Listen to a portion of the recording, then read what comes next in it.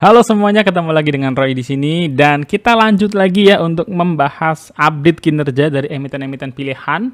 Setelah minggu lalu skip dulu karena banyak kegiatan gitu ya. Jadi saya kelewat dan kita lanjut lagi. Kali ini yang kita bahas adalah saham Sido ya. Saham yang memproduksi merek jamu tolak angin ya. Siapa yang nggak kenal dengan brand yang satu ini ya. Iklannya di mana-mana. Saya pikir jadi salah satu produk yang sudah top of mind banget ya, khususnya untuk masuk angin gitu. Dan sebelumnya teman-teman jangan lupa ya subscribe dulu, tekan loncengnya supaya nggak ketinggalan kalau ada update. Seperti biasa, disclaimer on dulu bahwa video ini sifatnya adalah investment research ya, tidak ada ajakan jual beli maupun menjatuhkan stakeholders tertentu. Nah, kita mulai dulu dari satu kondisi bagaimana saham Sido itu saham yang sebenarnya 4 tahun terakhir melewati pandemi bisa strong, tapi begitu 2023 harganya anjlok ya. Lewat dari 1000 habis itu turun sekarang 600-an, berarti turun kurang lebih 35%. Nah, yang mau saya coba ajak teman-teman adalah melihat bagaimana Sido itu di market sering disebut one of the wonderful company ya, saham yang disebut wonderful. Kenapa wonderful? Karena kinerjanya naik terus ya. Dan perusahaan yang kinerjanya naik terus gitu ya, sahamnya sudah pasti wajar kalau dihargai di level yang premium. Apa yang terjadi ketika ekspektasi dari investor yang ingin wonderful company ini ngegas terus gitu ya, bisnisnya itu ibaratnya kalau kita ngomong anak tangga begini ya, naik gini terus ya. Apa yang terjadi ketika tiba-tiba di kuartal 1 ngepost tidak terjadi peningkatan yang signifikan gitu ya. Kalau kita bandingkan selama kinerja dari tahun 2019 sampai 2023, 5 tahun, teman-teman bisa ngelihat ya, 6 bulan pertama itu relatif tidak banyak peningkatan sejak 2021. Jadi dari 2021 ketemu 2022, ketemu 2023 tidak banyak peningkatan. Artinya apa? Stuck. Ya, stuck. Memang Sido tentu saja nggak rugi gitu ya. Penjualan juga masih gede, 1,6 triliun gitu ya. 3 tahun berturut-turut pula gitu ya. Per 6 bulannya kita bisa ngelihat labanya juga lumayan ya, 400 sekian miliar. 2021 sempat di 500-an miliar. Jadi ngomongin rugi enggak, tapi ngomongin stuck iya. Ada perlambatan selama 3 tahun belakangan ini dan gitu ya. Apa yang dibicarakan oleh market, apa yang dibicarakan oleh forum-forum di sekuritas gitu ya. Wah, Sido mulai stuck nih, mulai perlambatan bisnis, mulai perlambatan kinerja gitu ya. Tapi kalau kita ngomongin sisi bisnis teman-teman, sebagai investor kita juga mesti sadar gitu ya. Evaluasikan pandangan kita bahwa bisnis itu ya nggak mungkin kayak gini lah grafiknya ya, nggak mungkin.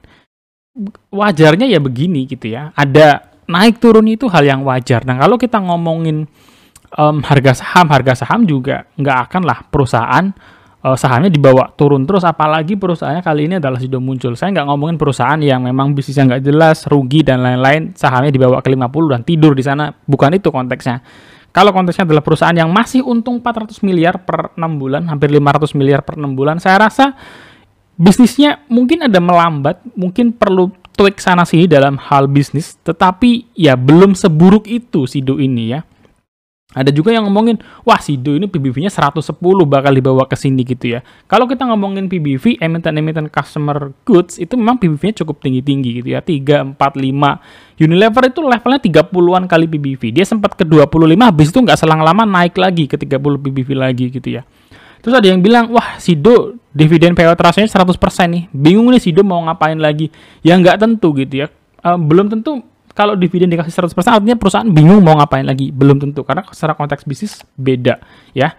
Bisa jadi mereka ngasih dividen 100% karena memang ya untuk saat ini belum ada rencana dekat yang membutuhkan kas besar gitu ya. Banyak hal lah. Jadi tidak tentu kalau di BR tinggi itu secara bisnis sudah tidak bisa di-enhance lagi. Nah, apa yang perlu kita lihat teman-teman sebagai investor, kita perlu melihat bisnisnya lebih apa ya? Lebih manusiawi. Contoh tadi ya, kita mengharapkan bisnis kinerjanya selalu begini, naik gini ya enggak. Tapi kalau kita mau begini kondisinya ya, gini kan masih menarik ya. Namanya juga bisnis, tapi pada jangka panjang kita bisa ngelihat bahwa secara long term grafik perusahaan itu meningkat. Nah, kalau kita melihat CAGR ya, Compound Annual Growth Rate untuk revenue, Sido itu masih mendapatkan 8,5% dalam 5 tahun, yang menurut saya ini juga masih oke. Kalau kita bandingin dengan Mayora ya, ICBP, KLBF, Unilever, kita bisa ngeliat bahwa posisi Sido itu nggak seburuk itu, teman-teman ya. Kalah dari ICBP ya, tapi kalau dibandingin dengan Mayora, KLBF ya sama lah ya, mirip-mirip. Jadi secara bisnis Sido masih bisa kita katakan baik-baik saja gitu ya, masih baik-baik saja.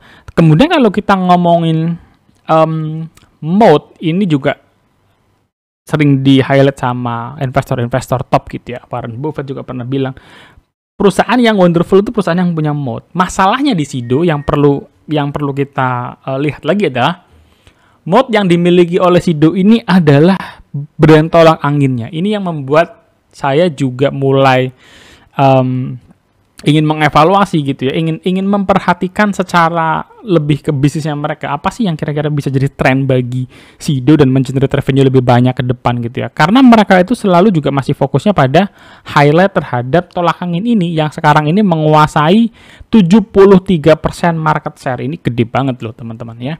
73% market share itu di beberapa berita itu kalau dibandingkan tuh sama dengan dominasinya Indomie terhadap produk mie instan di Indonesia. Jadi ini secara market set sama-sama besar gitu ya, antara tolak angin kalau versi jamu dengan Indomie. Kita bisa mengatakan bahwa kalau kita nyari tolak angin terus nggak ada produknya, beberapa orang, berarti 7 dari 10 orang dia bilang, ntar dulu deh saya cari toko lain lah, saya cari warung sebelah. Siapa tahu tolak anginnya ada. Karena 70% market share-nya, besar sekali. Nah, ini adalah strong mode-nya Sido, khususnya tolak angin. Masalahnya adalah tidak semua produk itu sedominan tolak angin. Nah, ini yang sedang coba dipecahkan sama manajemen Sido sebetulnya. Dan untuk memecahkan ini, di beberapa laporan presentasi perusahaan, mereka tidak menyinggung masalah kapasitas gitu ya. Artinya bukan itu masalahnya. Kalau kita ngomongin kapasitas, ya berarti perusahaan harus siap-siap bikin pabrik dan lain-lain gitu ya. Saya lupa, tapi 2010-an itu mereka sudah bangun pabrik lagi, dan otomatis karena belum ada rencana baru, kita bisa asumsikan bukan masalah kapasitas. Jadi masalah apa? Masalah produk. Alternatif produk lainnya Sido selain tolak angin yang bisa mengenerate income sebesar Sido. Kita nggak usah sebesar tolak angin, tapi dalam jangka pendek nggak usah sebesar tolak angin dulu teman-teman ya. Nggak usah sebesar tolak angin. Mungkin ini catatan yang menarik juga ya, mereka sedang mendevelop SMAC. Ini mungkin tandingannya Sido, tapi ini pakainya bahannya kunyit madu gitu ya. Ini baru menghasilkan 1% kontribusi terhadap herbal segmen. Kita bisa bayangin 1% kontribusi aja manajemen sudah memberikan perhatian bagi produk SMAC ini. Artinya dominasi tolak angin di produknya Sido untuk revenue Sido itu sangat-sangat besar, ketergantungannya sangat besar. Manajemen juga meng-highlight mengenai RTD. Apa nih RTD? Ready to drink. Yang penjualannya naik gitu ya. Penjualan naik. Dan kalau kita ngelihat mereka punya kapasitas per bulan itu gede banget. Jadi di sini kita ngelihat bahwa manajemen itu sedang berusaha keras untuk mengimprove penjualan yang datangnya bukan dari tolak angin. Ya, tetap tolak angin itu kendaraan utama gitu ya. Tapi kendaraan utama ini diharapkan bisa mengerek penjualan dari ya produk-produk seperti SMAC, produk-produk seperti ready to drink, apalagi dengan ya Sido sudah punya nama besar terkait dengan produk-produk herbal. Apalagi yang perlu kita lihat, kita santai saja kalau teman-teman adalah investor yang ingin jangka panjang di Sido. Kenapa? Perusahaan ini tuh nggak ada utang gitu ya. Perusahaan kalau nggak ada utang tuh ya tidur nyenyak aja. Nggak mungkin tiba-tiba bulan depan ada berita PKPU, gagal bayar utang dan lain-lain. Utangnya nggak ada ya. Bahkan saya yakin kalau Sido memutuskan untuk ekspansi, pakai utang pun nggak ada masalah ya. Kalau mereka memutuskan untuk utang, tapi sekarang mereka belum ada utang. Dividen rasionya besar ya. Bukannya bagus kalau kita mengatakan bahwa perusahaan yang belum ada rencana ekspansi dalam jangka dekat, ya nggak ada masalah kalau dia DPR-nya besar gitu ya. Tapi kalau misalnya tiba-tiba nih, manajemen Sido mengatakan, kita kayaknya mau bangun sesuatu nih 3 tahun lagi. Nah, baru dia bisa tuh tahan labanya. Jadi saya ngelihatnya Sido di sini adalah ya karena dia belum ada kebutuhan untuk menahan laba, ya buat apa? Ya mendingan dibagikan kepada investor, memberikan value kepada investor dalam bentuk dividen ya tunai. Dan kasnya juga mereka masih punya 500 miliaran, jadi nggak ada masalah. Mereka bagi dividen 690 miliar ya 2023. Jadi perusahaan ini dalam pandangan sisi keuangan gitu ya, keuangannya itu super sehat. Lalu kalau kita ngomongin apakah Sido itu perusahaan yang menguntungkan, jelas, terutama segmen herbal ya. Segmen herbal itu menguntungkan ya, menguntungkan. Kalau kita ngelihat teman-teman, saya langsung highlight di sini ya. Dengan penjualan sebesar 1 triliun, ya, Sido itu hanya membutuhkan beban pokok penjualan ya, BPP-nya itu nggak sampai 40%, hanya di level 33% ini ya, kita gampang, 330 miliar. Jadi sangat menguntungkan nih produk herbalnya Sido gitu ya. Jadi tinggal bagaimana produk herbal ini bisa membesarkan produk-produk yang lain. Jangan cuman tolak angin saja misalnya. Jadi harus banyak produk yang bisa dihasilkan dan bisa sama top of mind-nya seperti tolak angin. Kemudian kalau ngomongin makanan dan minuman juga penjualannya mulai naik sebenarnya. Cuman marginnya nggak sebesar jamu. Nah, ini juga harus tweak lagi dari si bisnis. Kenapa? Karena penjualan sudah 60% dari penjualan herbal, tetapi memang beban pokok penjualannya gede juga nih, 70%-an. Jadi memang akhirnya marginnya tidak sebesar yang jamu. Nah, mungkin catatan dari saya juga, saya ngelihat bisnis farmasinya Sido ini penetrasi itu marketnya agak lambat dan di tahun ini juga mengalami penurunan. Awalnya di masa pandemi saya cukup excited gitu ya dengan produk-produk farmasinya Sido. Tetapi mungkin manajemen juga perlu evaluasi ulang apakah perusahaan yang sudah punya kekuatan sedemikian besar di bidang herbal itu perlu nyemplung ke farmasi gitu ya. Karena ketika dia nyemplung di situ, semua bekal knowledge dan lain-lain terkait herbal mungkin saya ngelihatnya mungkin sulit kali ya diadopsi ke produk farmasi, sehingga ya Sido masih kesannya belum all out aja untuk membesarkan segmen farmasinya Sido muncul. Nah, harga Sido saat ini teman-teman di harga 640 itu setara dengan PBV 5,6 kali, PER-nya 21 kali, ROE-nya 33%. Jadi masih cukup bagus. Apakah disebut premium? Kalau kalian bandingin dengan sektor non-consumer good kelihatannya mahal gitu. Tapi kalau kalian bandingkan dengan saham-saham consumer goods lainnya, Mayora, KLBF, Unilever, ICBP gitu ya, itu relatif mirip-mirip kok teman-teman. Jadi berdasarkan di sektornya dia, consumer goods itu memang mirip-mirip valuasinya di area-area seperti ini. Kalau ngomongin min PE saat ini sudah di under value nih, dekat garis merah ya, 600. Jadi berdasarkan min PE 5 tahunannya, Sido sudah mulai sedikit under value gitu ya. Nah, apa sih yang ditanyain investor-investor Sido gitu ya pada umumnya teman-teman? Biasanya mereka komen, "Bang, nyangkut bang, hold apa cut loss nih?" Ya, kalau kita niatnya investor yang jangka panjang, kok sayang banget ya kalau kita harus cut loss di emiten seperti Sido gitu ya. Jadi menurut saya sih hold aja. Ya, kalau saya hold aja. Saya nggak ngajak hold sendirian karena saya juga masih hold. Ya, saya masih hold. Saya punya rekening khusus. Nah, ini juga tips buat teman-teman kalau teman-teman holdernya Sido atau holdernya emiten lain yang mau kalian hold jangka yang sangat panjang. Bedain rekening RDN-nya, bedain ya. Saya pakai khusus untuk Sido saya taruh di porsi yang lain. Saat ini porsinya 53% nih Sido. Minusnya 18%, minus 19% lah. Buat saya sih belum dalam. Saya beli start pertama di 900-an, terus ketika 700, 680 saya beli lagi. Belinya pun tidak terus-terusan. Jadi kalau ada yang nanya, sudah bisa nambah muatan? Belum, santai saja. Kalau mau average down dalam artian belinya ketika ada dana lebih lain gitu ya.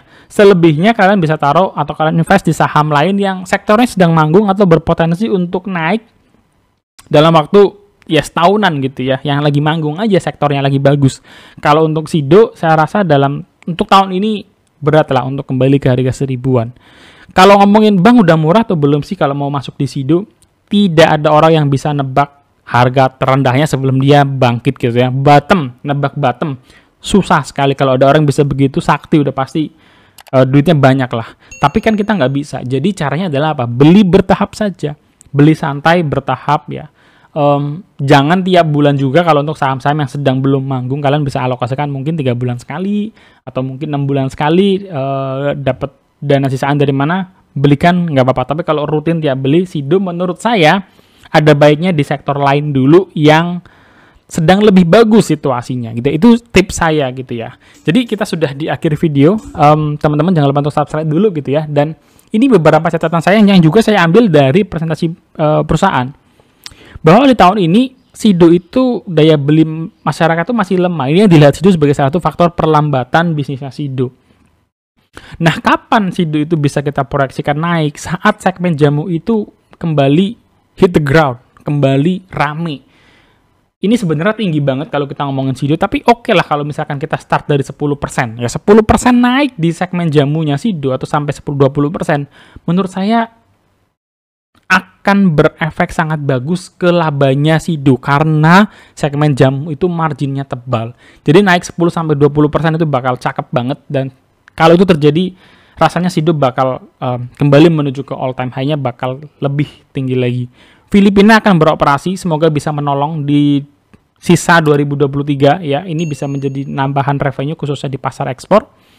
Kemudian segmen ready to drink itu semakin bersinar, tapi kita tahu segmen ini itu marginnya nggak tebel, nggak setebel sama jamu. Jadi tetap saya kalau ngomongin emiten SIDO, saya harapannya adalah segmen jamunya makin naik lagi revenue-nya 10-20%.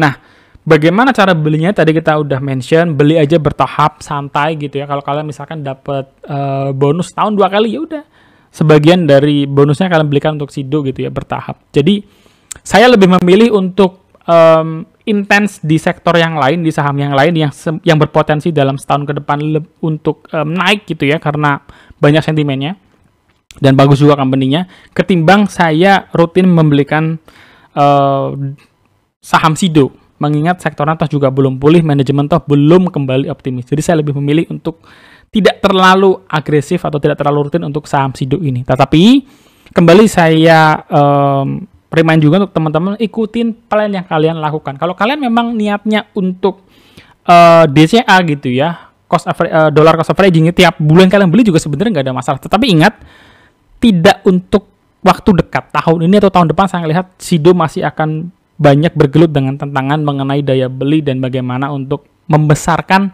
produk selain tolak angin. So, itu teman-teman video dari saya kali ini. Semoga membantu teman-teman yang nge-hold saham SIDO. Sabar, karena saya juga nyangkut di SIDO dan saya santai-santai aja. Kan tadi lihat ya, nggak usah ngomongin lotnya lah ya, tapi saya porsinya 53% nyangkut ya di saham yang memang saya rencanakan untuk jangka yang sangat panjang. So, tenang aja. Yang penting kita ikutin perkembangan bisnisnya tiap kuartal dan kita evaluasi dengan bijak.